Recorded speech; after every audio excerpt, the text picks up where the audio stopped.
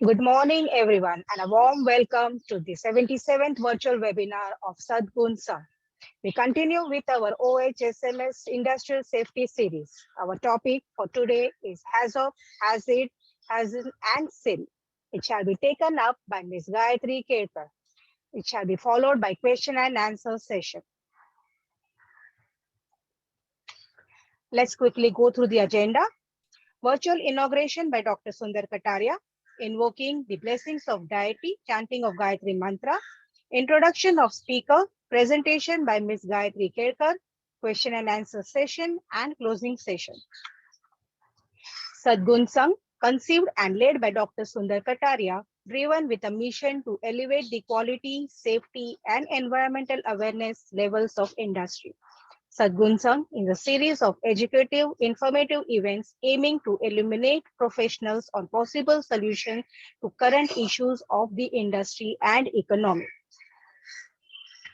A brief introduction of Dr. Sundar Kataria. He is the Chairman and Managing Director of International Certification Services Private Limited. He has done his Mechanical Engineer, AMIE, He is also an honorary doctorate in business management. He started his career in building India's first nuclear power plant at Rawatbhata, Kota, Rajasthan. He contributed in developing India's first oil and gas field at Bombay High since its inception. He was the head of industry and offshore development with DNV for 2 decades. He is the founder of first Indian conformity assessment and inspection body known as International Certification Services Private Limited, which is a provider of a total quality solution under a single umbrella with wide spectrum of services. He has received Lifetime Achievement Award for NACE Corpon and also received several national and international awards. I now request Dr. Kataria to virtually inaugurate this session.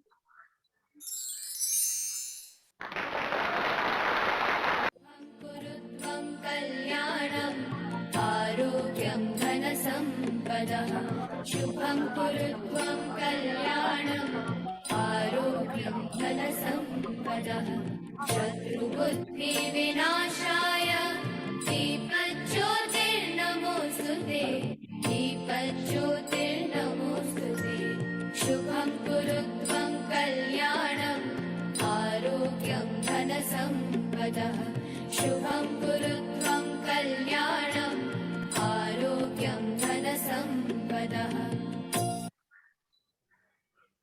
Please join us for the recitation of Gayatri Mantra.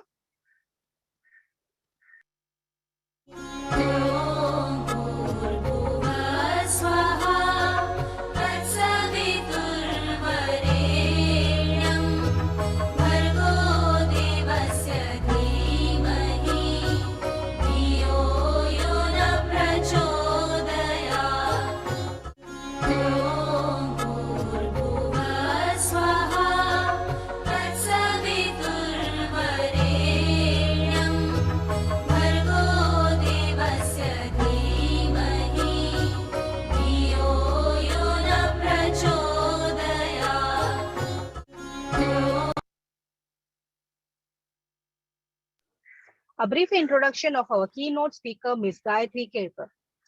She is HSC head at Salvus Engineer. She has done her BSc in Industrial Chemistry.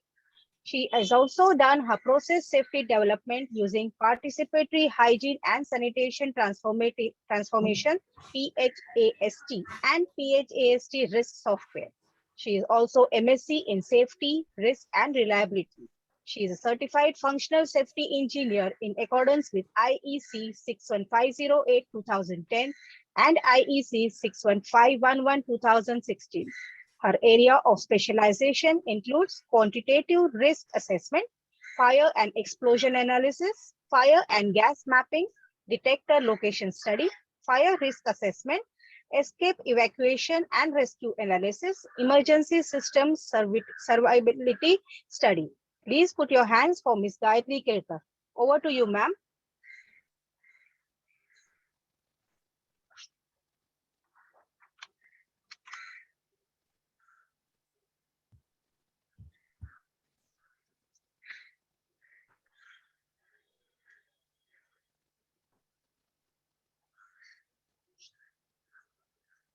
Recording in progress.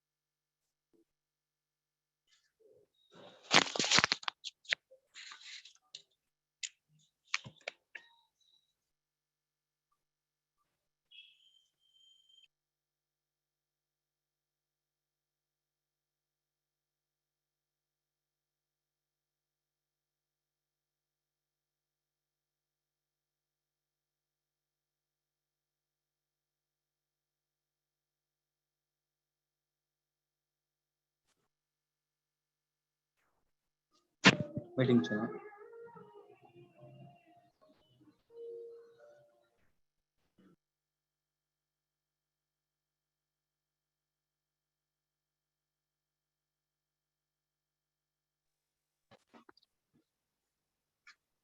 Ma'am, we are not able to listen to you.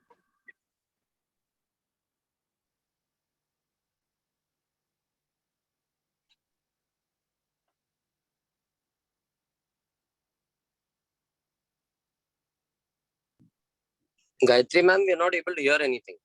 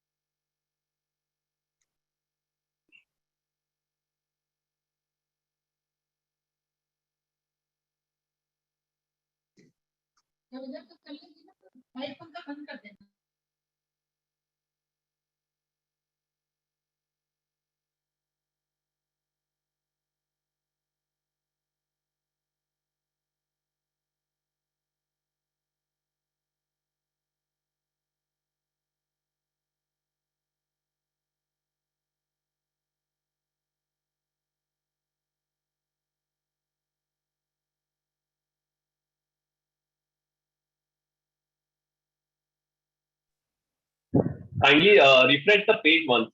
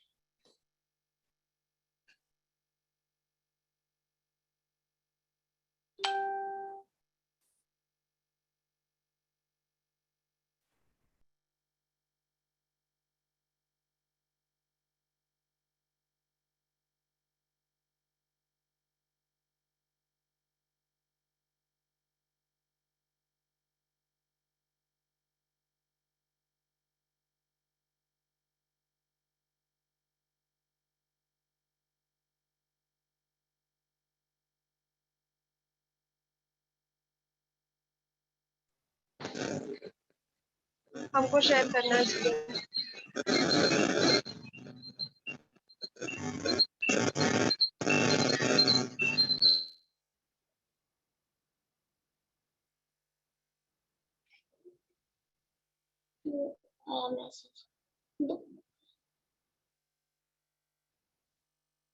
Message अच्छा ठीक है, do exercise भेज दूं सारा, क्या नहीं बस हो गया।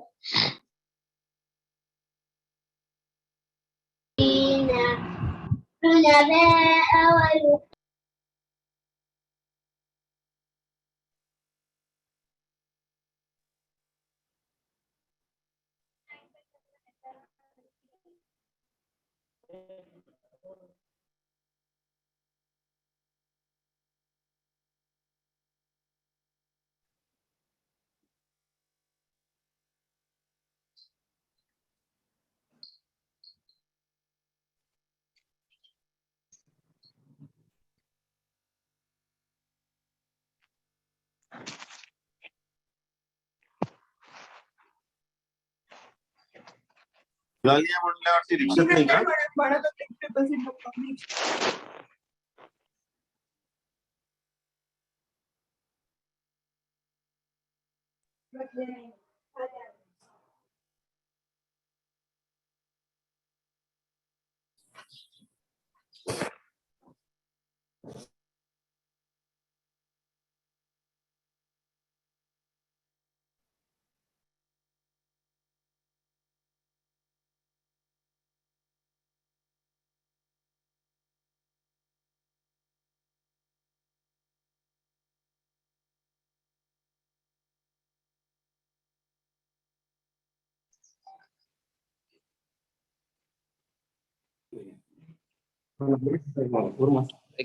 Regret the delay.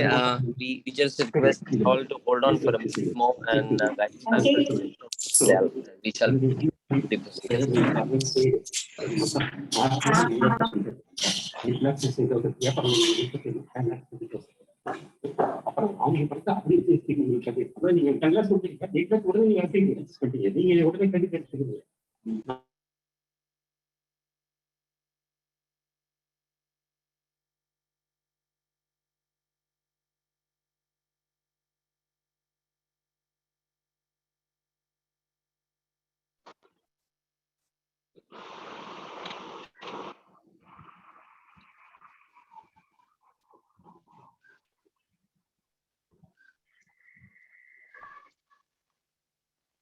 Yes, can we start now, sir? Yes, ma'am. Yes, ma'am. Please go ahead. We can hear you loud and clear, ma'am. Please go ahead. Okay. First of all, sorry for the inconvenience caused. So we are now starting with our training on process safety, especially hazard, HAZOP, SIL, and HAZAN. So I'll just go through the second slide, please. Even in the second slide, it is information about myself. So that also ma'am has already told us. So can you just, sir, start with the third?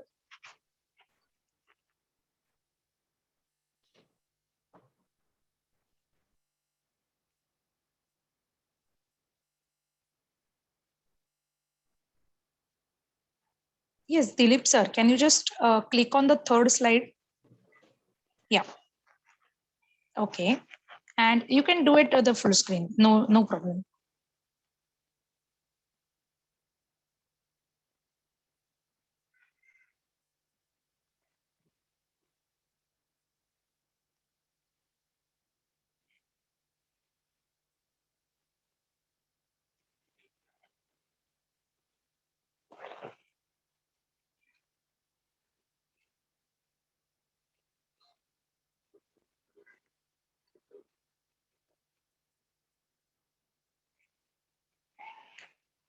Okay. So we are here for the basically to know about the process safety basic studies, that is hazard identification, hazard analysis. So I would just like to tell you that what are the all HSE and risk management services or the studies which one or any flammable or toxic handling company can have. So in this, the first is obviously the process hazard analysis tools like the HAZOP, hazard, PHA, or hazard and effect register. Then second comes is the analysis for that, which is quantitative risk analysis or control of major accident hazards, that is COMA, or QRA, which is also now known as HAZAN, that is hazard and hazard analysis. It is nothing but the QRA only.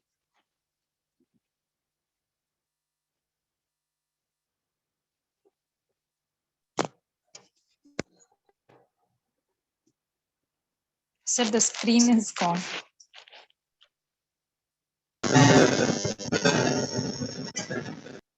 Okay.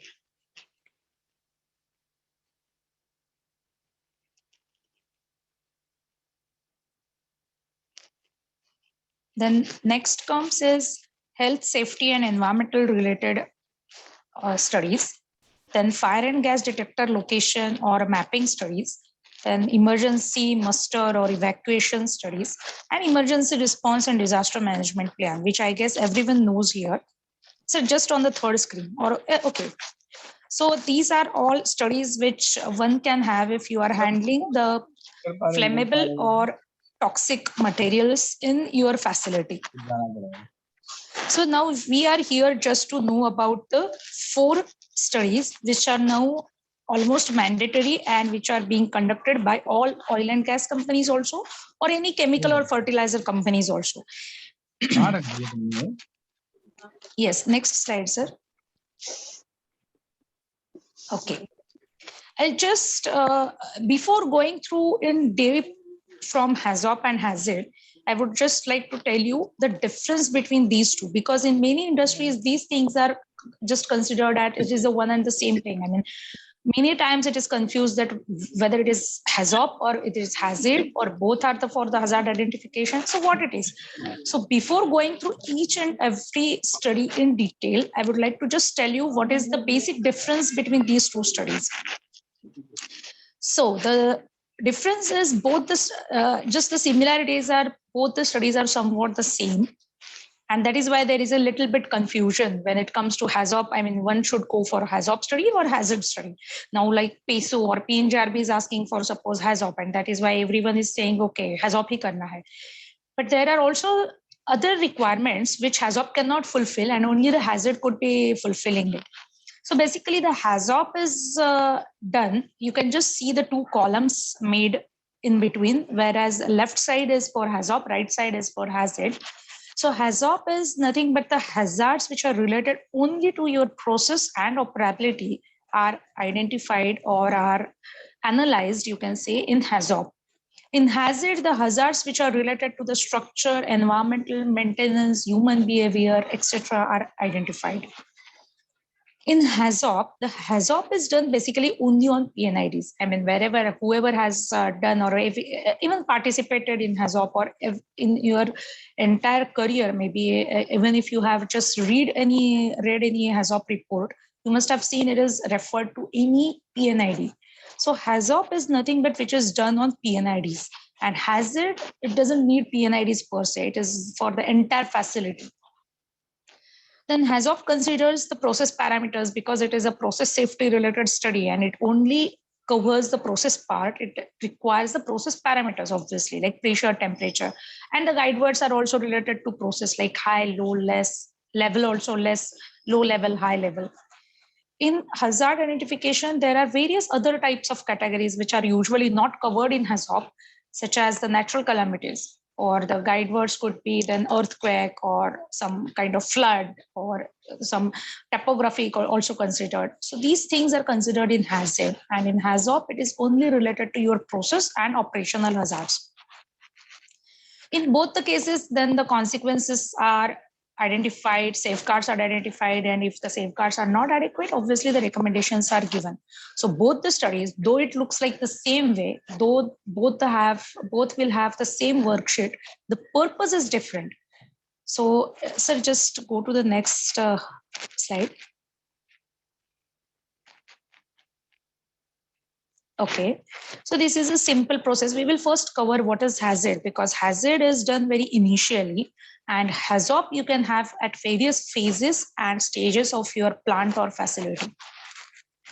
But hazard, usually it is done during the conceptual phases or maybe the detail engineering. Normally during operational phases, you won't do hazard because all the hazards are already identified. The hazard is also having the same process as of HAZOP. That is, it will have some nodes. I mean, your facility will be cut into some sections. You will have some hazard categories, some events. Those will be then brainstormed, and you will have some consequences for that. You will find out what the safeguards are and what are the recommendations. If the safeguards are not adequate, which are already given, then we will provide you the recommendations. Next slide, sir.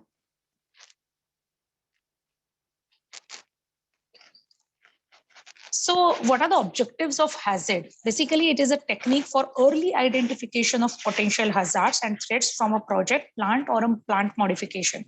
So as I have already cleared that hazard is usually done at the initial stages of the facility. It is never done during operations. I mean, you can do it for modifications or some other hazards, but normally all the basic hazards are identified during the initial phases. So it is to reduce the probability and consequences of the incidences, avoid the detrimental impact on the personal, plant, and equipment. Then you should have some existing, the mitigation measures should be analyzed whether they are adequate or not. So in all, hazard is nothing but the early identification of all the critical HSE hazards. Yes, sir. Next.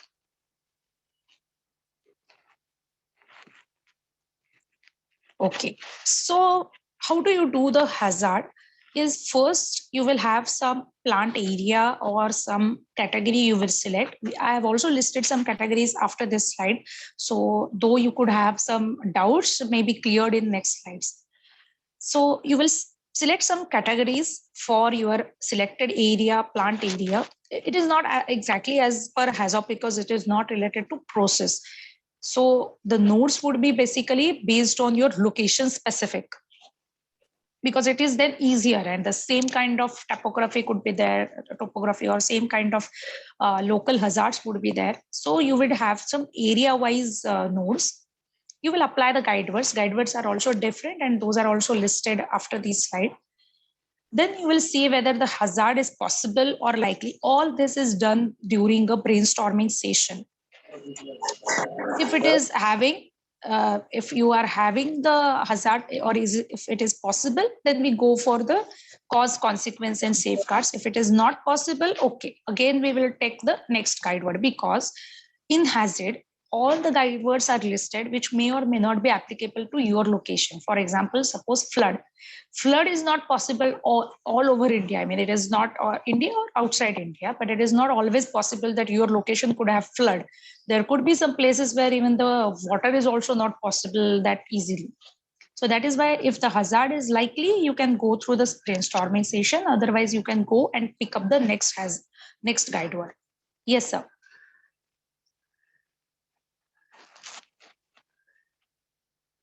Okay.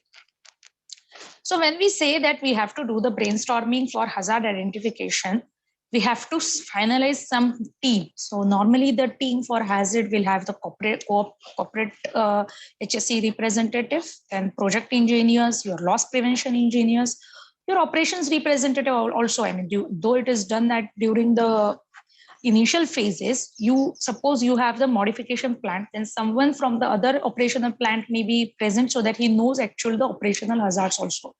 Then the maintenance representative, process engineers, operational HSE representative, and the specialist engineers as and when required, like maybe the PMC team, LSTK team, whatever is the team or whatever is the configuration of your project, all those team members should be present. And definitely one hazard chairman and scribe. Yes, sir.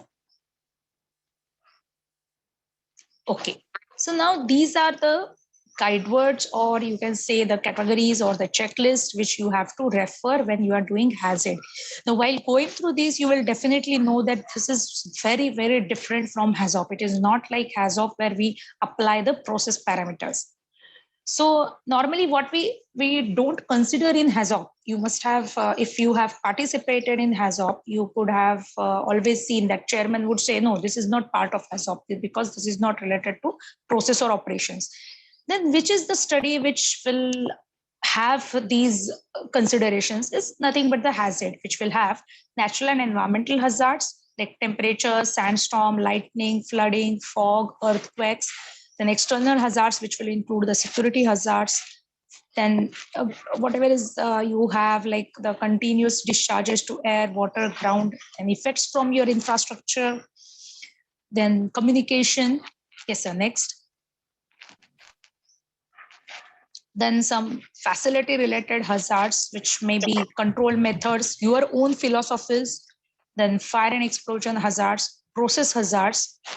Process hazards means here it is not only related to like temperature high, low, pressure high, low, but it is like time, simultaneous operations, pressures, inventories. Like it is overall checking of your facility. Yes, sir, next. And constructional hazards, utilities. Now, for example, this lift or dropped objects or override bypasses, working at heights, all these things are never considered in HAZOP. And that is why hazard is a different study and HAZOP is a different study. Why I'm telling this again and again, because many times people say that you have, I mean, you may have this objective for your facility, but you may go for HAZOP and then you are disappointed that why these hazards are not identified, because this is part of hazard. Or you may go for hazard and you may say that why all hazards, other hazards are not identified, because these are the typical checklist or typical guide words which are used for hazard. Now, from where I got this is QP, that is Qatar Petroleum, is having a very good hazard standard. And from there, I have taken this because, as I have told you that fortunately, I have worked with various other companies, but for hazard especially, I think the Qatar Petroleum standard is very good and they have given a very detailed checklist. And that is why I've taken this checklist from that standard. Yes, sir, next. So if you see here, everything is considered. Then personal or suppliers, even subcontractors, then contingencies, medical facilities, firefighting, all these things you will be identifying in hazard. Yes, sir, next. So when we say that we are doing hazard, what exactly it is? So we have now gone through what checklist or what guide words or categories we are going to discuss. For example, suppose flood, or suppose let us say earthquake. How we will be doing this? We will see whether the earthquake is possible or not. I mean, this hazard group or hazard description, sources, causes is nothing but just the bifurcation of those things.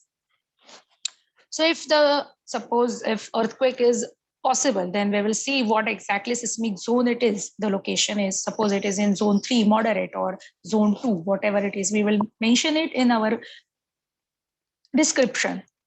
We will also mention if there is any source possible, may not be for earthquake, but for any other guide words. Then we will see the causes. We will also find out whether the consequences, what would be the consequences of earthquake on our facility. We will not consider the safeguards during identification of consequences, because this is the basic rule for hazard, HAZOP, or any kind of PH study. We will just think about what can go wrong, what is the worst consequence that can happen. We will list it down, maybe the structural collapse or anything. And then the safeguards would be maybe your design is as per the standards, it has already considered the seismic zones.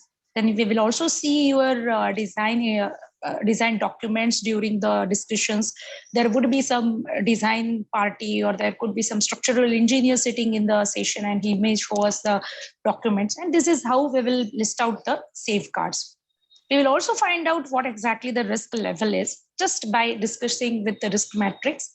And then we will see whether the risk is low or medium. If not, if it is still high, considering the safeguards, it means that your safeguards are not adequate, and we will give you the recommendations.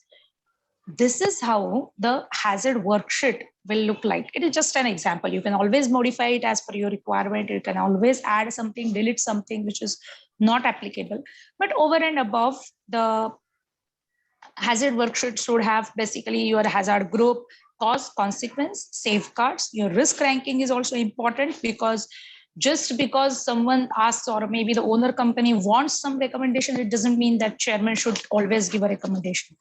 If your safeguards are not adequate, then only you will get the recommendation. So for better understanding whether the safeguards are adequate or not, what we do is we rank the risk.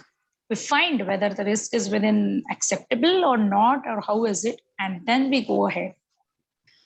So this is how the hazard is done. I think, due to the time and these things, I'm just going quickly from this study to another. If you have any questions, we definitely have one question and answer session in the end. So let us go to the next, that is HAZOP. Yeah. Yes, sir. So what is HAZOP is nothing but the hazard and operability. So you just enter it. Yeah, next. So the HAZOP is, as the name says, it is hazard and operability study. So what exactly it is a structured and systematic technique for system examination and risk management. In particular, HAZOP is often used as a technique for identifying potential hazards in a system and identifying operability problems likely to lead to non-conforming products. HAZOP is based on a theory that assumes risk events are caused by deviations from design or operating intentions. Identification of such deviations is facilitated using the set of guide words as a systematic list of deviation perspective. I'll just explain in normal or layman's language that what exactly the HAZOP means. Now, as we have just read that it is structured and systematic technique, and that is why it is worldwide accepted. It is not only applicable to the petroleum or fertilizer or chemical industries or where the hazardous or the toxic or flammable is handled, but it is also applicable to like the cement or steel or anything, any process where you have some, obviously or definitely you have some design intent or operational intent, and you may have some deviations from that. So what we do in HAZOP, that this approach is very unique, that that you have some listed guide words and parameters, and all are brainstormed or all are sitting together, same as hazard or same as any other PHS study, and we find out if what can go wrong if there are deviations from the design intent, or whatever is expected from the design, or whatever is expected from operation. If that doesn't happen, something else happens. Is that possible? First of all, if it is possible, what are the consequences? If those are the consequences, have we thought about the safeguards? And if the safeguards are not adequate, again, we have to give the recommendations. But it is a very systematic study, and till now, everywhere it is being used. So let us go through this study in detail. Yes, sir. Next.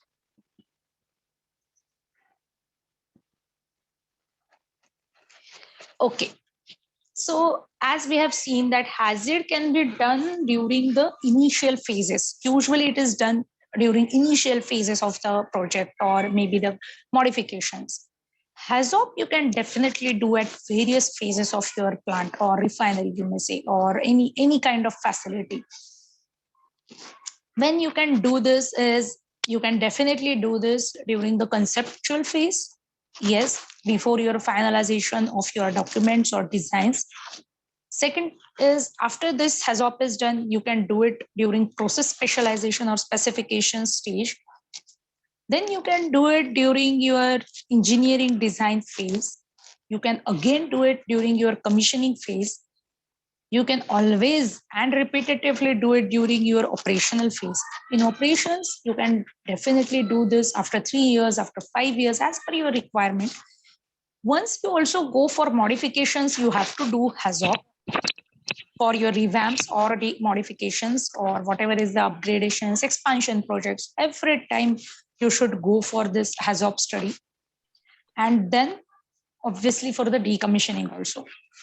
So if you see, this is why this is worldwide accepted, because you can do this study at any phase, rather you should do this in any of your lifetime of the plant or facility, and it will definitely add something to your hazard identification. Yes, sir. Next. We'll just quickly go through the definitions so that it is clear to everyone that what hazard is, what harm is, and what risk is. So what is hazard? Because hazard is not risk, risk is not harm, and harm is not accident. So hazard is the potential source of harm. What is harm? Harm is a physical injury, you can say, or the damage to the health of people. So that is harm. And whatever is harmful, the source for the harmfulness is nothing but the hazard. So hazard is the potential source of harm. That is the deviation from the design or operational intent that may constitute or produce a hazard.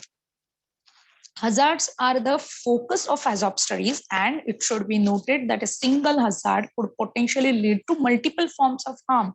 Exactly, harm, you may say, in other language, you can say the consequences. I mean, what can go wrong, or what the exactly what damages would be there. So basically the cause for the source for any damage is nothing but the hazard. Harm is again it is very simple that any physical injury or any damages are harm. And risk is the combination of probability and consequences. So these three are very different concepts, and it may not be explained maybe a minute's time, or maybe you have to understand this in day-to-day life also. You always see the hazard, harm, and risk, and you can then bifurcate these three things. Yes, sir. Next. Okay, so we have seen what HAZOP is and how it is done. Not in detail, we have to see that, but still, overall, what exactly the study is. We'll just go through quickly the advantages and disadvantages of HAZOP study. So the advantages is definitely it is very systematic and comprehensive technique, and a detailed plan is performing. If any one of you have ever participated in HAZOP, it is very critical. It is in detail. You won't miss even a single valve or even a single element from your facility. So it is in detailed analysis. Then examines the consequences of the failure. Thought should be given by the assessment team to the consequences of the deviations identified, and this aids in the production of recommendations. Obviously, this is the objective of HAZOP. So you examine each and every component of your facility and find out what can go wrong. So you are prepared for the worst cases, and this makes your facility safer. Next, sir. Disadvantages. So the disadvantages of HAZOP is, as we have discussed, that it will not leave any element from your facility without assessing. Obviously, it is very time consuming because you have to go through each and every PNID or each and every part of your facility. So it is a time consuming. Moreover, it is also expensive because the chairman prices are also very high because they are very experienced people or a very experienced person.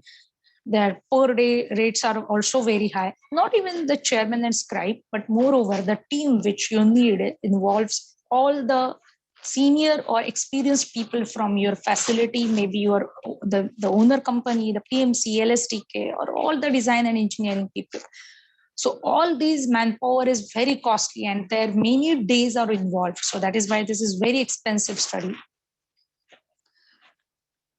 Then it requires the detailed design drawing to perform the full study. Yes, if you don't have the documents, you cannot have a very good HAZOP study. If you need a good HAZOP report, you must have very good documentation at your end. Then the additional guide words are required for unusual hazards, for specific dangers that will not be covered by the general guide words. Yes, this is also one disadvantage because we are going through the typical process guide words and parameters, which we'll see in next slides. Those may not be applicable everywhere. For example, the guide words may be applicable to, suppose, continuous plant like process plant like refinery may not be applicable to any other batch process plants like maybe any chemical plants, any pharmaceutical plants where you are having the batch processes. You may not be able to applicable the same guide words over there. So there you may miss something, because then you have to also think about the guide words which are applicable. If the guide words are missed, entire cause, consequence, and other brainstorming is missed. So that is why this is also a kind of a disadvantage for this study. Next, please, sir. Yeah, again, next. It requires the experienced practitioners, like the experienced team members are required. Yes, because otherwise you will be missing some causes. So because it is related entirely to the brainstorming team, when the team changes, your HAZOP will be changed. Though the facility is same, guide words are same, parameters are same. If the team is changed, if the chairman is changed, every report will change. So it is basically entirely dependent on the team or the experience of the people. So these are the advantages, but the advantages and disadvantages of HAZOP. But definitely considering the disadvantages, if you are prepared for a good team with a detailed documents and everything, you will definitely get a very good HAZOP report. And it is always good practice to have cyclic HAZOPs also. I mean, you should always repeat it after 3 years or 5 years or every modification. Yes, next, sir. These are the HAZOP steps, which are very typical, where we identify the node from facility, again, a section of your process plant or a PNIDs. We find the deviation. Deviation is nothing but guide word plus parameter. For example, no flow, less flow, high flow, or more flow. So here flow is your parameter and others are your guide words. So we will find if there are any causes for no flow from your PNID. If yes, we will find it out, list it out. Obviously here the experience matters. Then we will also see what are the consequences. Again, for listing out the consequences, the experience is very, very important, because otherwise you may have identified all the causes, but you may miss on something very severe consequences. Then the safeguards are identified. These safeguards are nothing but the existing mitigation measures which you already have in the plant. Then the recommendations. If the safeguards, again, like hazard, if the safeguards are not adequate, recommendations shall be given. Now, again, the recommendations are not always given by chair. I mean, it is not chairman's responsibility to give you the recommendation. It is team's responsibility that you should find out the recommendations from the discussions. That you should find that, okay, these are the loopholes in our system, or this is what is not adequate. And that is why the risk is still very high, and we have to get it down by giving some recommendations and not the generic recommendations, obviously. Yes, sir, next. We will go in detail in the next.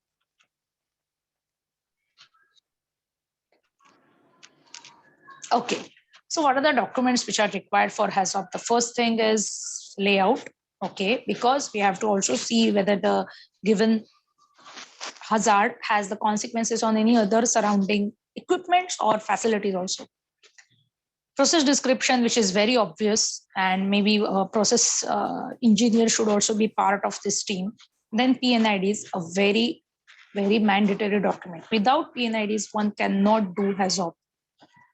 Cause and effect diagrams to know the trip logics and everything. Then operating and storage conditions for your storage tanks or anything. Then SOPs for safe operations, SOPs for your emergency actions, your detailed ESD or shutdown procedures, your past HAZOP reports. Yes, this is also required so that we know what are the closeout reports for that. And the risk matrix of the company. If you have the risk matrix, one can do the risk ranking. If you don't have the risk matrix, one cannot do the risk ranking. So if you want to have a very good HAZOP report, you should have all these documents. Okay. Now the next is risk assessment. Now this risk assessment is nothing but from HAZOP or hazard risk assessment or the PH risk assessment. It is not related to HAZAN or QRA. So the risk assessment is done for the identified hazard or operability problems. While doing the risk assessment, the team should follow the approach which will cover whether all problems are addressed with the high severity ones, how it will be done, and when it will be done. A well-constructed risk matrix is also required. The assessment is done Just go to the next slide so that I won't read it, but I will be able to show it. Okay, this is a risk matrix I have used from one of our clients in India, like PSU only. So here, if you see, there are some severities given, like minor S is severity, F is frequency. So every company should have their own risk matrix. If you are not having a risk matrix, obviously the risk ranking is not possible. How do we do the risk ranking? It is very simple. When we list out the safeguards or when we list out the consequences, you can do the risk ranking anytime after consequences, after safeguards also.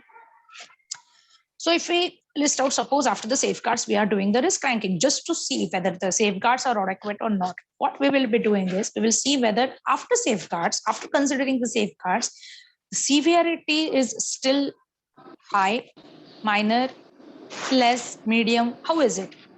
If suppose it is after the safeguards, your risk is suppose S1, suppose, I mean 1, then how frequent it is after considering your cause or your safeguards, what is the likelihood or what is the frequency that the particular hazard can happen or particular consequences can be happen. That also we will see. If it is, suppose, let us say 2, then what we will be doing is just we will put it here, 2 into 1 will give you 2, and again 2 is a green, so which means that is a low risk. If it is suppose 3 and 1, then it is 3, then it is medium risk. So what we will be doing is after safeguards, we will see how the risk is. Considering the safeguards, if the risk is 5, 6 or 7 or 8, suppose in the red zone, we will say, I won't go with the numbers because the numbers would change as per the company matrices. I'll just say that if the risk is within red zone or within high zone, we have to give some recommendations. How we will be giving the recommendations such that the recommendations, after recommendations, we again have to do the risk ranking, and we will see that if that recommendation is suppose implemented, the risk should at least go down to medium, and if it goes down to low, it is better. So this is how we decide whether the recommendation should be given in HAZOP or not, and whether the recommendation is adequate enough or not. Because maybe a single recommendation won't help. Then you have to give 2 recommendations, 3 recommendations. So this is how we decide. I mean, rather than going with just the judgmental part of HAZOP chairman or the team, it is always better if you have some risk matrix. We can judge it based on some semi-quantitative methods. Yes, sir. Next. It is nothing but just the explanation. So every matrix will have some explanations also, obviously, what that does that 1, 0, 2, 3 means. So every company will have some set points, like from the production losses, environmental losses, what exactly the loss will mean. It is a minor loss, which loss means it is a appreciable or major, severe, catastrophic. Such things or such definitions would be there explaining the matrix itself. And the similar way it will also be for the failure frequencies. Next, sir. Okay. So when you are doing HAZOP, what is very essential part, as we have already seen in disadvantages of HAZOP, is your team. You have less team, less discussions, very poor HAZOP report, obviously. So you should have some basic participants. For example, the design team should be there. If it is your operational phase, your operations team should be there. Your maintenance team should be there. A single person would do. Instrumentation, or maybe usually instrumentation maintenance is the same person, then that he should be present there. Your safety or the technical safety team should be there, or HSE team should be there, and your management representative, because the given recommendation, whether it is feasible, it is possible or not, that maybe your management representative can tell you, and then you can close the discussions in that table itself. Otherwise, you will say that, okay, recommendation de do, baad mein dekh lenge. That doesn't work actually for HAZOP, because HAZOP is something which you have to finalize itself in the discussion or on that table itself. So it is always helpful for you. And definitely the chairman and scribe. Okay. These are the guide words and parameters which we were referring to for HAZOP. So for example, the guide word is no or not. Maybe it is related to flow. like the no flow. Then, for example, is no flow to the tank when there should be a flow to the tank. So it is, what we say is, it is nothing but the deviation from the design or operational intent. So whatever is should be there, or whatever is your design intent, or what is intended to be there, if it is not there, then what can go wrong? What are the causes that we are going to identify? Suppose more flow. So what is expected? Something which is expected and more than that. So there is a quantitative increase in whatever is being identified is nothing but the more. So more you can apply to more flow, more temperature, more pressure, more level, not exactly high level, and more concentration. Less, again, less flow, less temperature, less pressure, low level you may say, and less concentration. As well as, this is also one of the guide words rarely used, maybe as per the conditions, like as well as is the qualitative modification or qualitative increase. For example, the quality, the impurities as well as expected composition, obviously. So it is, you can use it either way. Yes, next, sir.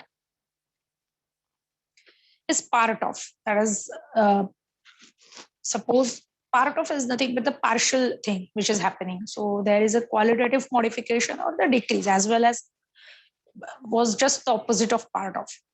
Reverse could be reverse flow, reverse reaction, other than the quality, whatever is expected, or in other than, it is nothing but anything which is not exactly addressed in the given list of guide words and parameters. You can put it into other than and then describe.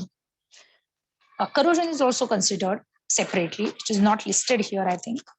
Then early, something which is earlier than intended. It is related to the batch process actually. Next, please. Yeah, later, again, to batch processes, because in continuous, there is nothing like early or later. Then before, after, other. Other means maybe like the example says the startup, shutdown, corrosion, leak, utility failure, etc.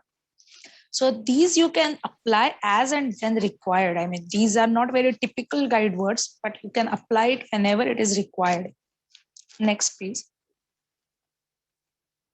Again, it is nothing but for more understanding, some typical combinations are given, like for flow, more, none, temperature, higher, lower, pressure, higher, lower, level, high, low. So this is what you can use. I'll just, okay, we'll just complete this and then I'll explain in the worksheet. Yes, sir. Next, safeguards. Okay. Now, what are the safeguards? Safeguards are nothing but all the safety measures, all the mitigation measures, all the controlling measures or the protection which you have already given or provided in your facility. Maybe during, if it is project phase, you are proposed in your PNIDs. That is also okay. That doesn't mean that at site means after construction only. But whatever you are already thought of and have already given the given the place in your design or your project or your site, that is a safeguard. So while accounting the safeguards, one approach is first to analyze the outcome, ignoring the existence of any safeguards such as an alarm, trip or vent. And then when the worst outcome has been identified, the safeguards are noted and the team moves to considering the need for action. This approach has the advantage that the team is alerted to possible serious consequences and misjudgments of the need for protection are less likely. Again, this, it can be argued that it is unrealistic to ignore the inbuilt safeguards or a well-designed operation. Okay, so what does it mean is, there is also one more approach for HAZOP, which many industries follow, that you just put some basic safeguards which you can see, and then again you go for the consequences which are worst. Then your risk ranking is done after consequences also, after safeguards also, and then you again list out the other safeguards which will reduce your consequences. I mean, first of all, you don't have to, during consequences, you don't look at the safeguards at all. Then you look for all the existing safeguards and put it down. So this is how the safeguards should be written. I mean, It is not just like you just go through the PNIDs and list out all the alarms, all the trips, all the vents, all the PSVs like that. It is not like that. The safeguard should be related to your consequences. The first thing is your safeguard should be something which is preventing your consequences or which is controlling your consequences. And the third is, which is very effective safeguard, is which is nullifying your causes. That is, which will just avoid the cause to be happen, so that there is no cause, no consequences, definitely. So your thinking process should be like, once you have listed all the cause and consequences, your thinking process should be, what are the safeguards in my facility which are first preventing the consequences, second controlling the consequences, and third is nullifying the cause itself. If the given safeguard is effective safeguard, when it can do any of these three things, you can definitely consider it. You cannot just consider any generic safeguards. I mean, sorry, but many HAZOP reports I have seen where people are just mentioning that, okay, in the recommendation, follow SOP or follow the schedule, preventive maintenance schedule. No, it is not the safeguard. Safeguard should be something which is very effective and which will have, as I have told, any one of these three things. So safeguard is very important. When you are listing the safeguard, it is very important that you know what exactly it is able to do. Just listing down many safeguards doesn't mean that your facility is very safe. Yes, sir. Next. Okay, so here we are with a very typical HAZOP worksheet. And if you are, I mean, I don't know what the audience is including, but maybe you are owner of the company, you are maybe from the operational part, maybe from the project team or anywhere. If you are one of the client side or one of the receiving end, your worksheet should have minimum these things, and you can definitely check on any of your reports. That first thing is you should have serial number is nothing but, or the hazard identification number. You may say anything, but this is nothing but each record should have a unique number for the references. So this is why, many people are saying that you must have PHA Pro. Now, if there is anyone who is having or who is from the owner company, they may say that, no, you must have PHA Pro only. Why?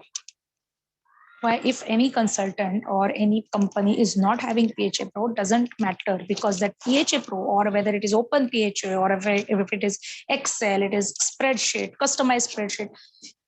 Now, at least you must have understood that it doesn't do anything. Whatever you are going to do is only the team which is important, because any form of these things, whether it is any kind of software or it is Excel sheet or it is customized spreadsheet, it will only do a recording.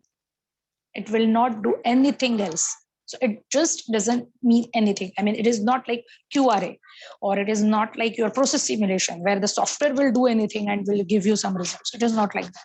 So it just doesn't matter whether you use anything. I mean, even you can do on Word also, just putting this table and filling it. That doesn't matter. What matters is why these softwares? Because see, this serial number, each record should have a unique serial number.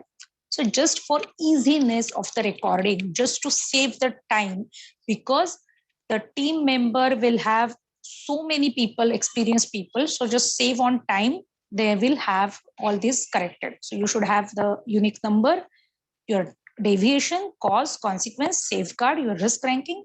If the risk is very high, then the recommendation, and after recommendation, again the risk ranking, proving that this is your residual risk. So this is how your HAZOP worksheet should look like. Yes, sir. Next.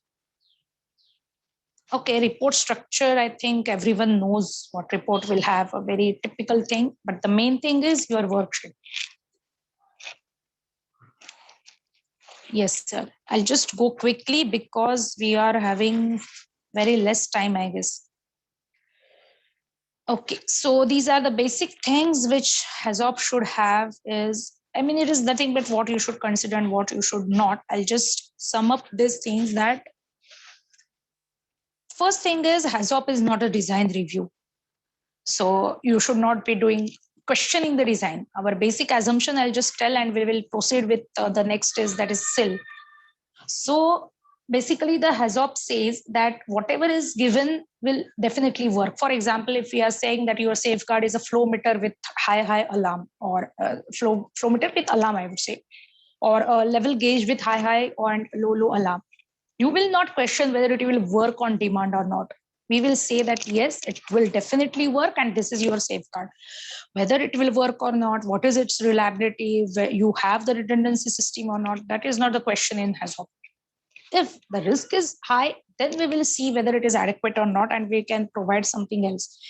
But it is not a design review. So no one goes into design, whether the pressure is correct or not, the temperature is right, or the pressure set alarm is correct or not. That is not the question in HAZOP. HAZOP will only say, okay, high pressure alarm is given, trip is given, good, your system is safe. That's all. It is not a design review. So, and it assumes that everything will work as intended. So, yes, sir, next.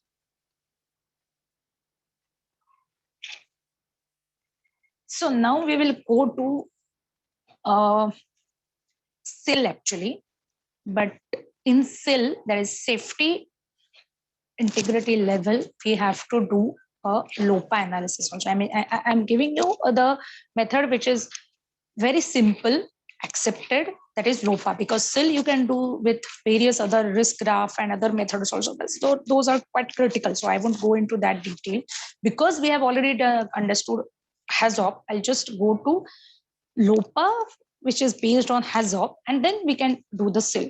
LOPA is nothing but just one step before SIL. So once you have done the HAZOP, what we do is whatever is the severe consequences, we take it into LOPA, that is layer of protection analysis. Protection analysis is nothing but we will identify what protective levels you have. And if that is not acceptable level of risk, whatever is the gap, that is your SIL level. It is very simple if you go through the LOPA method. So from HAZOP, we take all the severe consequences items or severe consequences things into LOPA. And then we do the LOPA for only those things. And that is why always the LOPA is done after HAZOP, or you have SIL also after HAZOP. You never have SIL first and then HAZOP. It is of no use. I mean, you can't just do it. It is just waste of time. So what is LOPA or what is SIL is, I'll just give you the brief about this. LOPA is nothing but the layers of protection analysis. So what we do is we have various layers of protection. As we are handling, suppose, flammable or toxic materials in your facility, you will definitely have some basic measures. So whether those are adequate or not, or whether that is fulfilling the requirement, or whether the risk is low after that or not, who will decide? Is basically these are the basic layers which everyone considers in LOPA or SIL. That is, your process design should be as per the requirement or as per the standards. Your basic controls should be there. Your alarms or the manual interventions, maybe, suppose push buttons. These are your also safety systems. The safety instrumented system is what CIS is, or CIF is where the SIL is. I mean, the system which will have some SIL rating. Then your relief valves, rupture discs, FNG systems, and lastly, the embankments or containments, that is nothing but the dikes. So these are various types of safety layers which one can have. Yes, sir, next.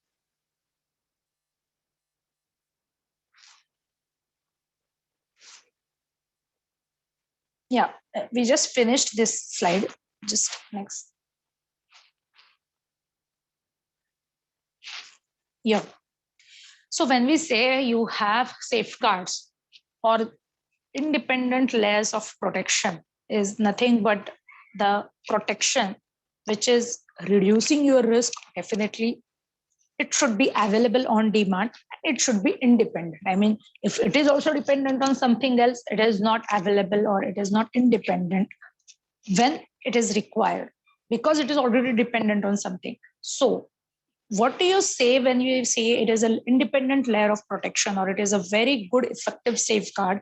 Is nothing but the one which is reducing your risk, which is available on demand, and it should be independent and it should be auditable. Yes, sir. Next. Okay, so what we do in SIL or LOPA is nothing but we just identify various layers of IPLs. If you go to the, if you see, we have just discussed about the previous slide where that circular thing was there, where we have shown the various layers of protection, like the basic controls, your alarms, your safety system, that is the SIL rated equipments, relief valves. All these are the independent layers of protections, and those layers we identify and find out what exactly is the left behind, and there we identify the SIL level.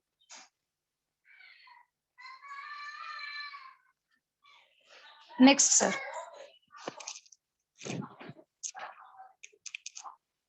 Okay, so this is what a safer design should have. There should be various independent layers, and those layers are nothing but the safe design should be intrinsically safe, sufficient reliability, then have the fail-safe feature. It also incorporates the adequate design margins or the safety factors, incorporates the fault detection and alarms, and provides the protection instrumentation. So if your system is having all these things, you may consider that your system is a safe design or it is a safe system. Next, please. I won't go in detail, but I'll just show you that because in SIL, there are some calculations are also involved. So these are the numbers which we have taken from the CCPS guideline and which are directly used for the calculations. So you have some frequencies for the failure frequencies, you may say. You also have some PFDs, that is failure on demand. So probability of failure on demand. So these numbers we have to just use for calculations. Next, sir. When we go to the sheet, you may understand these numbers we have to just use directly. Okay, so what exactly is the safety instrumented function? Because in LOPA, we have seen that SIL rating or some equipments is just one layer of your LOPA or one layer of your protection. So it is nothing but the safety instrumented system implements a safety instrumented function. And what that function is, it is a combination of your sensors, logic solver, and a final element. When we say these things, for a simple thing, you may consider this as an interlock. Whatever number of interlocks you have in your system, all those interlocks are basically nothing but the SIL rated systems. Sorry. So this SIF is a combination of sensors, logic solvers, and your final elements. So when we say that you want to have a SIL study or the SIL classification study, what we do is basically nothing but we analyze through LOPA. So can you just go to the next slides, which is easier for understanding, and then we can come back to this. Okay, this is your LOPA worksheet where you will find out the consequences, severe consequences from your HAZOP report. You just put it down here. You will do its risk ranking, which will also be just a copy paste from your HAZOP report. And this is why HAZOP is very essential. Then the initiating event is nothing but the causes for those consequences from your HAZOP. Then what we find is the frequency or the IE, or that is the initiating event frequency, is nothing but the table which we have seen in earlier, where I just told you that we will be just putting these numbers into the calculations from that sheet or some other references, or Exida is also having their own good reliability data. So from the reliability data, basically we take the cause frequency that we put over here. Once that is done, what we find is the independent protective layers. Here the LOPA is actually in the discussion. What we do is, once you have the consequences, severe consequences, risk ranking, its initiating event or the causes, and its frequency also, we actually find out the various layers of protection which are involved. Suppose you have alarm. The alarm may have, suppose, 0.1 credibility. And we will put it here the IPL description as, suppose, alarm. It's whatever is its credibility, that also we will give. And or the PFD, you may say, you also have the PFD column here. So that also we will put it down. So this is how we will just find out various independent layers. Maybe alarm is there. Suppose there is some dike, that also we will put it. You also have some escape evacuation plan which is documented. I mean, it is not just that we are training the people. It is not that. You have a good documented escape evacuation plan along with the route mark on your layout, that also have some credibility. So all such IPLs we will identify, put it down over here. That is what is exactly the LOPA is. And we will also give the credits to these independent protective layers. That is, you may say PFDs. The PFD number, we will just put a text from that table and put it here. Once that is done, we will multiply all these things or the initiating cause and PFDs will be given credit. And then we will find out what exactly is the residual thing or the residual risk after giving credit to your existing safeguards. If that residual risk is tolerable, you don't have to go or change any SIL level from your existing system. If that is not tolerable, what we find is, what is the LOPA gap? So now can you just go to the previous slide? Yeah, here, if you can just see, risk reduction factor is also given. If suppose the LOPA gap is suppose 100, then you should go for SIL 2, because here if you can see the RRF is also given 100x, 2000x is nothing but SIL 2. If it is 1000 or 1E minus 3 is suppose your risk gap or LOPA gap, you should go for SIL 3. So this is how the SIL classification is done. So I'll just sum up. What we do is, from HAZOP, we take the consequences, severe consequences, find out the causes, list out all the IPLs or all the safeguards, effective safeguards, I would say, because in HAZOP, we just put on many safeguards. Those may not be independent always. I mean, for example, I'll show you the example. If there is one flow meter or there is one pressure gauge, a pressure transmitter, and it is giving you a alarm if there is high pressure. The same pressure transmitter you will not consider as two separate safeguards in LOPA, because it is giving you alarm also and it is also showing you the pressure that it is high. No, it is only a single credit can be given to it. So that is why it is independent protective layers we have to identify and give the credits or find out the PFDs from the table. Once it is done, whatever is left out, still if the risk is on higher side, it is not tolerable. Suppose the risk is -3, something minus E minus 3, and the tolerable value is E minus 6. What is the gap? Gap is 3, that is E minus 3 or 1000, you may say. So that is why then we recommend that you should have your SIF, whatever is in that loop or in that system, that SIF should have a SIL 3 rating. This is how the SIL is done. And this is why it is a very good and systematic study. If you can do all these things, HAZOP, LOPA, and SIL, then only you will get to know whether the system is safe or not. Sir, can we go to risk analysis quickly? Yeah. Okay. Why I have mentioned as QRA is because HAZAN is nothing but the hazard analysis. Some companies call it as HAZAN, that is hazard analysis. Some people will also say risk assessment only. Some also say RRA, that is rapid risk analysis. And it is widely known as QRA, that is quantitative risk assessment. All previous studies were also identifying some hazards, also analyzing some hazards, but all those were semi-quantitative and you were not able to actually get the numbers out of it. So this QRA is nothing but a qualitative risk analysis. Yes, sir. So this is actually the objective of the QRA, where you actually analyze the damage effects, you get those numbers, and it is quantitative. Yes, sir. Rules and responsibilities.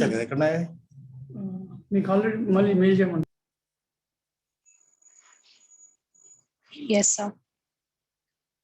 Okay, so these are the steps of QRA. Hardly 5 to 6 slides left if anybody is in hurry. Sorry for the delay. Okay, so QRA. QRA is done in these basic steps. That is, first the scenarios are developed. Scenarios are nothing but, again, from HAZOP also you can take the causes. But those scenarios which are definitely leading to some leak or loss of containment. Then consequences is analyzed. That is, it is actually simulated. Normally we use Safety or FAST, which is developed by DNV, but you can use any other software which is acceptable. Then the software actually does the consequence analysis. Here it is not like the brainstorming session. So here the software is very, very important. We put all the inputs into the, suppose that software, it will give you a consequence analysis, which is nothing but it is actually the gas dispersion, radiation extent, and the explosion overpressure. Gas dispersion includes both the flammable and toxic. Then we do the likelihood estimation, or which is nothing but the failure frequency estimation. We have to also give some site-specific data. In QRA, it is not only related to your process, but it is also considering your population, your ignition sources, your weather conditions, and that is why QRA is a location-specific study. I mean, one cannot just copy one location's QRA report to another, saying that it is a similar facility. No, it is not possible. Then, once it is all is done, considering the consequences and likelihood estimation or the failure frequencies, multiplication of these two will give you the risk. Risk is nothing but actual value of the what exactly the risk is being posed by your facility to the surroundings. Once this is done, we will benchmark the risk with, suppose, let us say with PNGRB criteria, because in India, there is no other criteria. If your company is already having some criteria, you must use that criteria for this. Otherwise, you can use the Indian standard. So that risk is benchmarked against the risk acceptance criteria. And if the risk is not within tolerable zone or within alarm, you have to reduce it to the lower level of the risk towards the risk acceptance level. And that is where we do the alarm or the cost benefit analysis. I mean, normally the recommendation is given.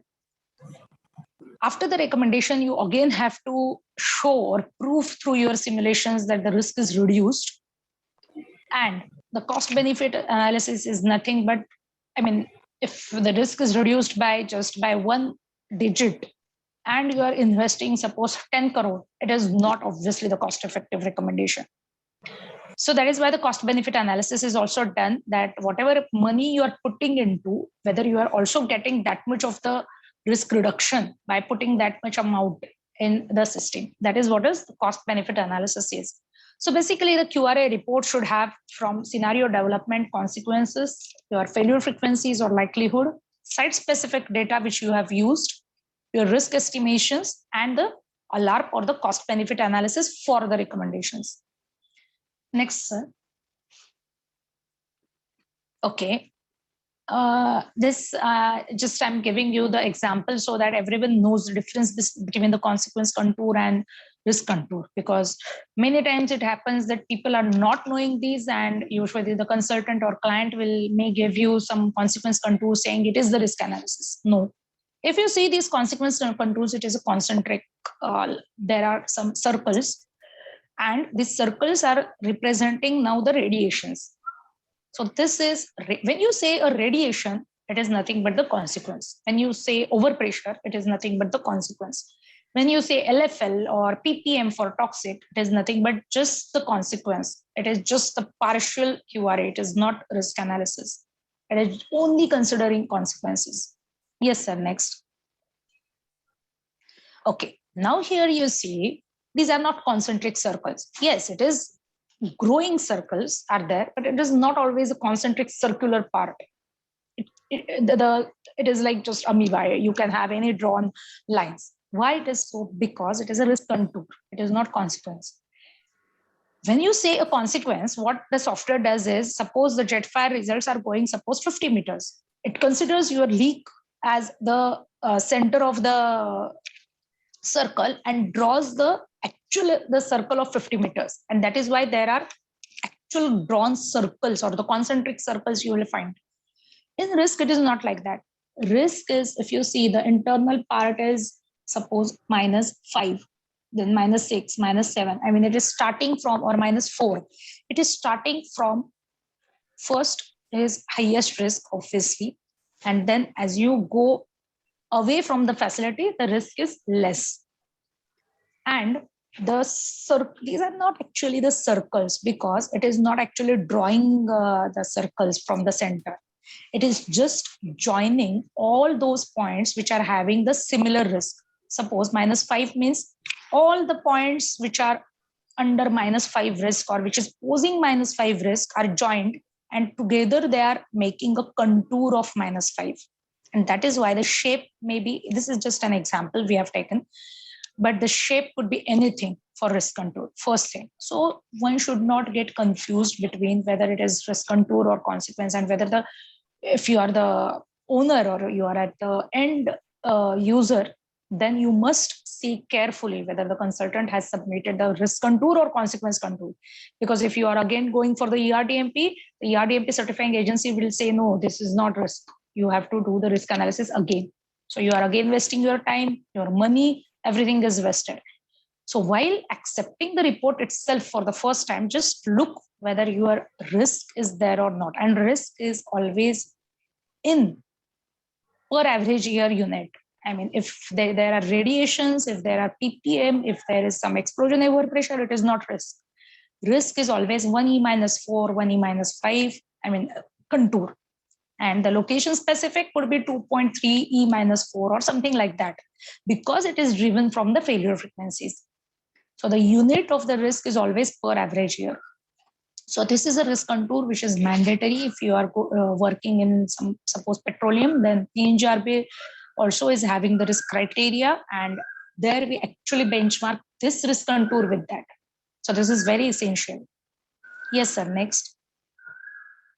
FN curve is nothing but the societal risk ranking. It actually gives you the frequency of N fatalities versus the number of fatalities. So it is nothing but whether the risk is, suppose the example which we have taken is not within acceptable zone, because first thing is you have to understand that not all the companies or all the facilities will have acceptable risk. If you have the acceptable risk, doesn't mean you have a very good and safe thing. It is not like that. Because you are handling something which is either flammable or toxic, you will definitely have some risk, and but it should not be very high. That is what the benchmarking as, and that is why this FN curve is also important, that this line should not be above the red line. So the fatality should maybe within a lot or below the yellow line is always better. So this is how the FN curve for the societal risk is shown. Yes, sir. Next.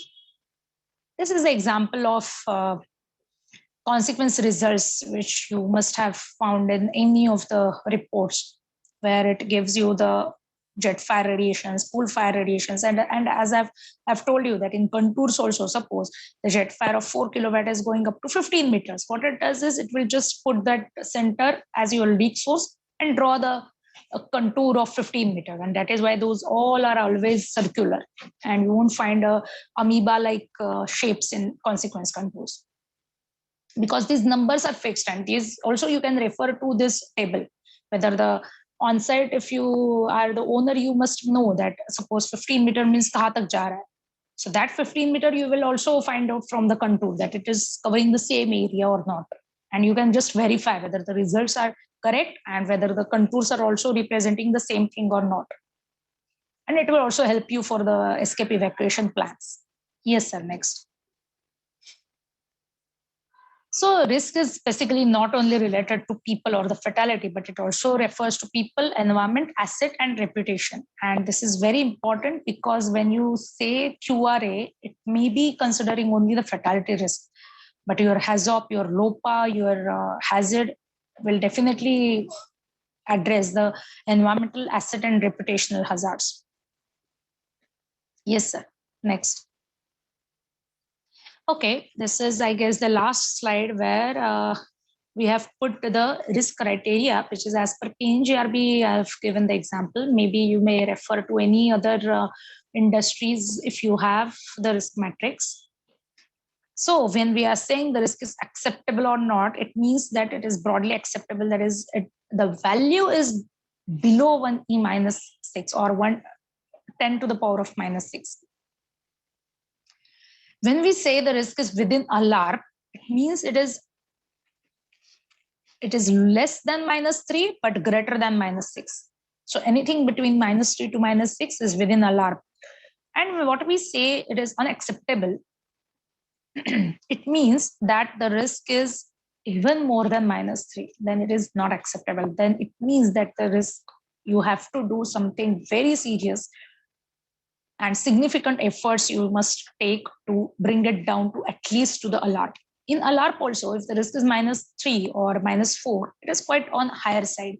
So you should try to at least bring it down to minus 5. May not be always possible to bring it down below minus 6, but at least to minus 5. So this is what exactly it is. And this is what is very important when we are doing QRA. And then your QRA report will have the recommendations and the cost benefit analysis. So this is how the studies are. And I think we can now have questions and answers. Yeah, these are some references which we have used for this presentation or the guidelines like CCPS or highest standards. Yes, sir. Any questions if you have? Anyone?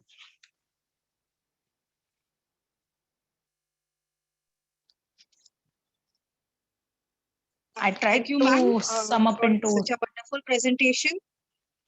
And in such a short time, covering the topic in a very beautiful way.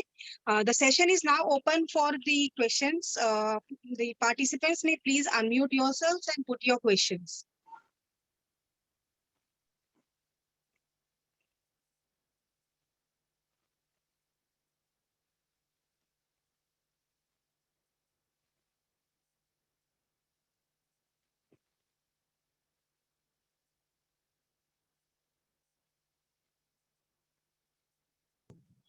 Hello. yes, sir. See, natural calamities, gales, Yeah. storms, rains, earthquake, fire. How can you assess that one? Sir, we don't actually assess them, but what we do is we find the probability for that particular location. For example, as you said, storm. There are, or suppose tsunami, a very simple example. Tsunami is only possible where there is a coastal area. If it is not coastal, tsunami is not possible. Storm could be possible maybe where there is some desert or such things, or we find it out whether it is possible for that location or not. So it is not actually the assessment, but we are not missing on those things and whether we are prepared for those things. I mean, our training should be considering that suppose there is a storm, what you should be doing, or if there is some earthquake. For example, in Japan, if you are doing hazard, definitely they are having the earthquake and they are having the earthquake rescue plans also. So these plans may not be always present in India because we are not actually facing earthquakes those frequently. So that is why we don't have a particular plan for earthquakes, but we have a typical like sabotage or other things. We have some typical plans for those things. What about our human failures or machine failures?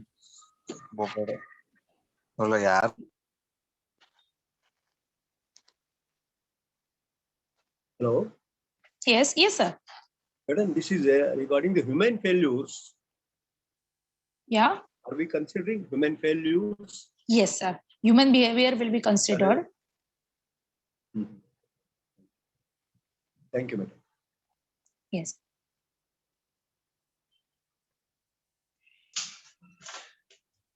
Can I put up Yes, a sir. small question? Yes, yes, please, sir. Of course, this is going to be a very general question. First of all, my compliments.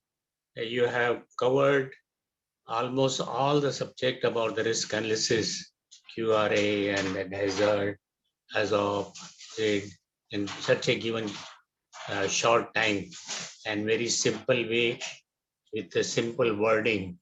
Really, I was amazed to see so much of. Thank you, sir. I was also involved when I was working with DNV on some of the. So I saw how many experts, how many hours I spent on this, carrying out this one. So my question is, now in India, we are having a lot of statues, very high, tall statues are being built. Yes. If we can put little light on that one, because this everybody has gone very advanced in the industries and petroleum, oil and gas and chemicals and all these things. We are quite expert. When it comes to statue, what kind of risk analysis you propose? And what are the silent features, if you could put, of course, it's a very little time you have to reply.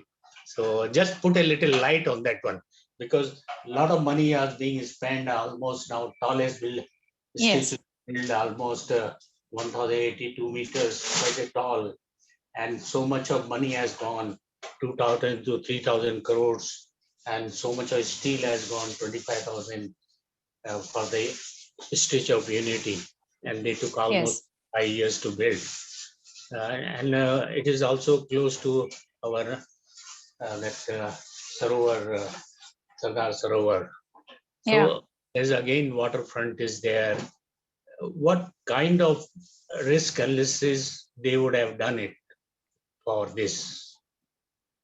Yes, sir. It comes under actually the semi-quantitative kind of risk analysis. First, I will say that I'm not expert of this field, but yes, I can just quickly brainstorm on this and say that first thing is you can definitely apply the semi-quantitative methods like hazard for this thing, because the hazard would cover the risk which is associated with the tall buildings or tall statues during construction also, and post construction also, if there are some hazards like fallen off from the height or such things are definitely covered. Second thing is, when we say a statue, I may not be able to comment, because a statue, again, it relates to some, the emotional part, some political part. But yes, for any taller building or any tall infrastructure, you may say, there we can do this hazard, we can definitely implement and see if there are some hazards, and also the cost benefit analysis we can do. I mean, for example, if we are building something very tall, or in case of statue may not be applicable, because again it is political part also, or some emotional, something related to maybe the tourism part or such things, but maybe anything. There you may find whatever you have said, like so much of steel has gone, so much is manpower has gone, so much time has gone. Whether we are getting rewards whether we are getting the returns in those terms or not, that you can initially find out by hazard and by cost benefit analysis, where you will find out what money you are exactly spending on, including the manpower money, and the returns, how many years you will take to get the returns from that. If it is very high, I mean, if it is very lengthy process to get the returns, I would suggest that putting such statues or building such tower or the big buildings or infrastructures just for the tourism sake is definitely not cost benefit, or it is definitely not affordable, I would say, for a country like India, because we have many other problems also where we should put this money. But that you can definitely address by brainstorming and using us very systematic methods like hazard. When a country economy grows, and then you spend money on Sanskrit and fine arts and all these things, this is a part of that one, and that also brings the brand equity of India. Yes. Now, my question was actually, there are a lot of things, if you see, even such a tall building, such a So much a huge concreting which has gone in that one. And what is the stability of this statue? There could be a substance of this land Yes, there, and then it can cause a lot of problems also there. exactly. That again, like similar to this hazard, there is also one more study called as NVID, that is, which considers all the environmental related hazards. I mean, it just like hazard was having all the hazard identification checklist, the NVID will have all the checklists which is related to environmental part.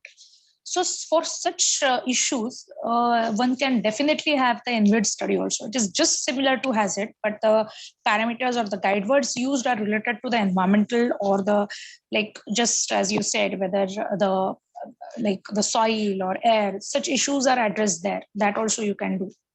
But if you are asking me to comment on this, I'm not the expert. Sorry for that. Okay, that's okay. That's why Yes. we are doing hazard studies. You are using Yes. that. So environment is there. Even the corrosion may be a big problem, and Yes. so that, right selection of material, all these things. I just Yes. wanted, Yes. and for this environment study, what is that module you told to use? NVID. NVID is like, it is just like hazard only, but related to the environmental issues. That's all. Okay, okay. Thank you very Yes. much. Thank you. Thank you, sir. Sorry, I went out of way to ask you some generic questions. No. That is good. Thank Yes. you, guys. Thank you. Yeah, I think we have Arun Pensaji who's raised his hand. Arunji, would you wish to ask something?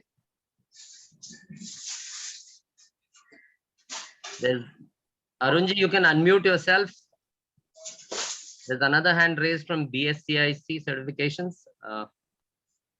You can please unmute yourself and ask the question.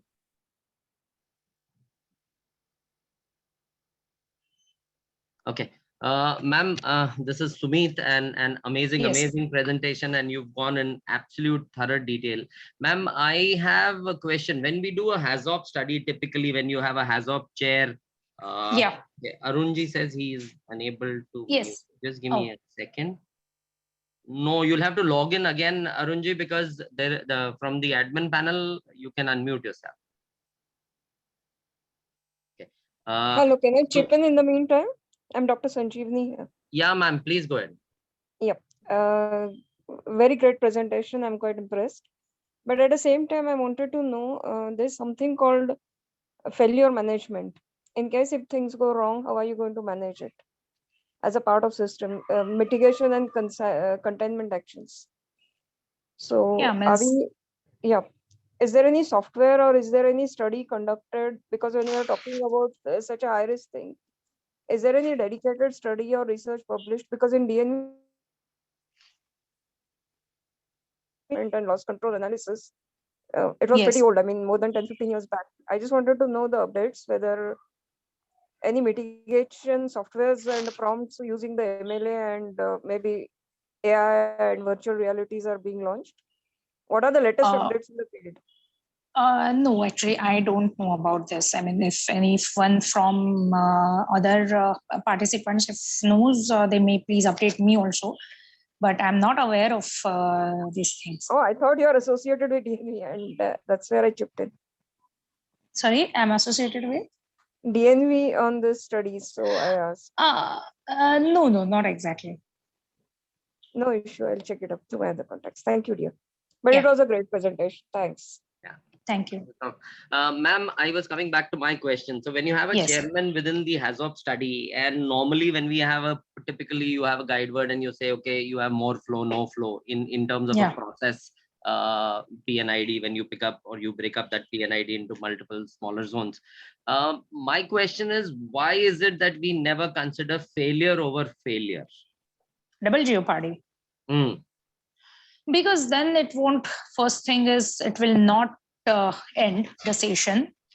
As we have already seen that HAZOP is particularly, already it is a very time consuming thing. So if you consider the double jeopardy, it will never end. It will just go on into the loops. It will just go on discussing. So there are some ground rules for HAZOP. where it says just as we say, it is not a design review. We also say that double jeopardy will not be considered, because what we think is we should just find the root causes, the basic causes, consequences, and the safeguards. That's all. If we consider the failure on failure, you can just note it down into your consequences. But again, after that, if something is going wrong, you can again add up into the consequence. But you may not consider that two things are failure at a time. So otherwise, it will just go into the discussions and you will not have a end of the discussion. And because it is a brainstorming, everyone will have some or the other points in the discussion in between. So these rules are nothing but just to direct the HAZOP study. But then, ma'am, and that is why the double failures are not considered. Double jeopardies are not considered. I understand, ma'am. Double jeopardy, if we don't consider, but as a chair, if you're chairing a session and you feel that there is a point wherein, suppose a particular pump does not work when it's supposed to work and it's going to have a cascading action, how do you take control? Either you call that pump as redundant and go to the next step of having a control which is more robust, or you come back to the first control. What's the right approach? Because you come across such instances where you're sure if a pump was not to activate when it was supposed to activate, it's going to cause a cascading. Yes. Then we have to consider these things, because otherwise, I mean, it is not just double failures, but it is also giving you severe consequences. Exactly, a very good example you have shown, because you have given, because see, when we say we will not consider double jeopardy, it doesn't mean that we will not see the such consequences also, or we will just avoid these discussions. It is not like that.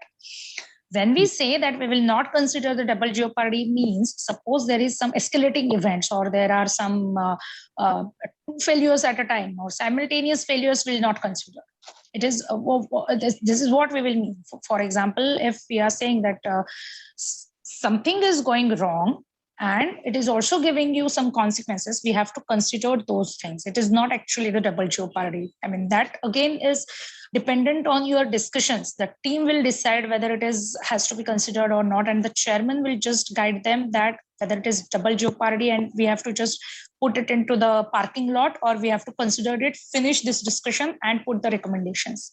Yeah. So it is not always that we should just avoid these things. Yeah, I would like to give a live example. If you see in the nuclear calendar, we have primary heat transfer system where you can't afford to have failure of those pumps. Now this pumps failure mode is not only with the electrical or UPS system, DG sets. Apart from that, even there is a hydraulic system that will continue the pump to run. Not only that, I've seen the main pump, which is transferring that primary this carrier, that heavy water, and that pump also has a big flywheel which runs quite long time, its own energy, in spite of all the failures take place, whether there's a DC current, AC current, your hydraulic system, all the system fail, but that will also. So sometimes this consequence is a failure mode, and we have to see, we have to have number of failures has to be taken. So it will depend upon the criticality of your operation. That's yes, what sir.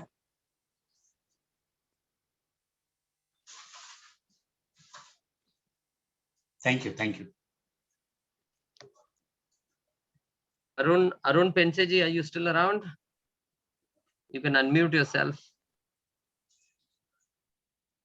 I think Arunji is dropped out. Sir, meanwhile, I just wanted to. Please go ahead, Yogesh. Yes, sir. Nice presentation, ma'am.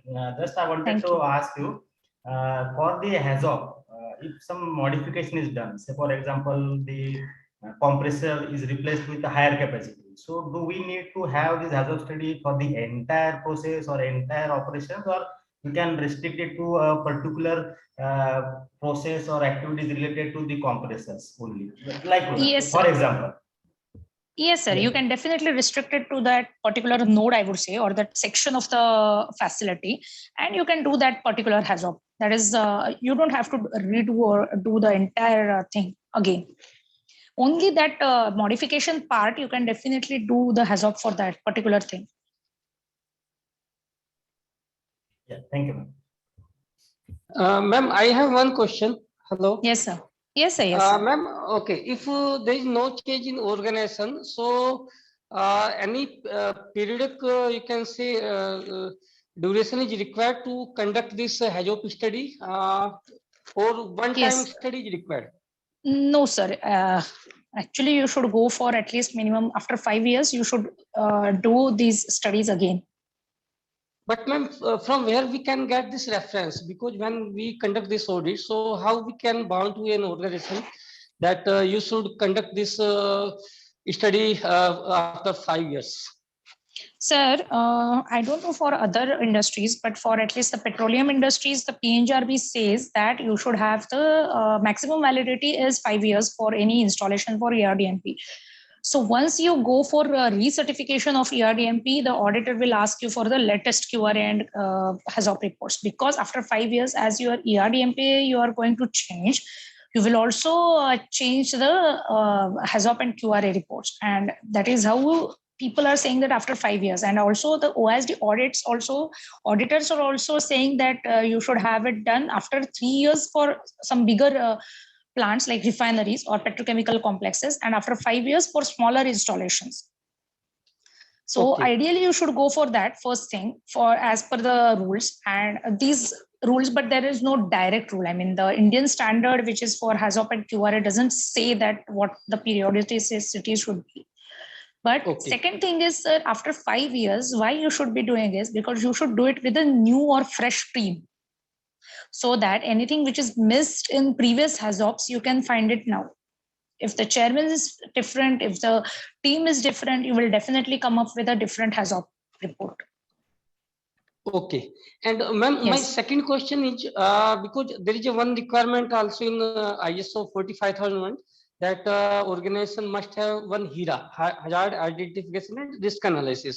Yes, and sir. similarly, this hazard is also similar kind of study. So the petroleum industry should have two study, or they can consider No, only sir. one study for Yes. both compliance.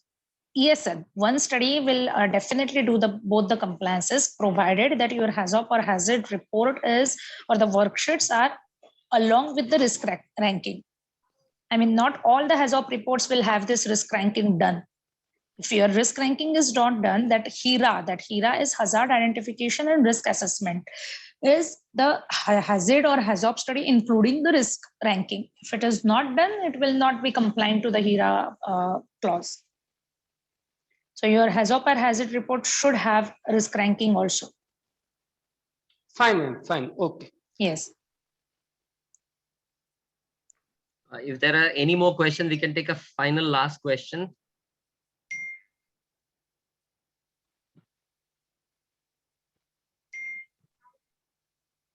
No, ma'am. Over to Mansi, ma'am. Thank you, Gayatri, ma'am. Yes. Amazing. Thanks a lot.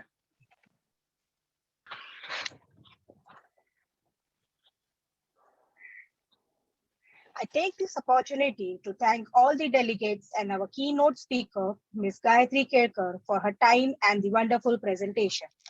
An event like this cannot be done in a day. It starts a week ahead to have a successful webinar. I would like to thank Mr. Sumit Kataria and Mr. Dilip Negi for their guidance, and also to all the backend team of ICS for today's webinar.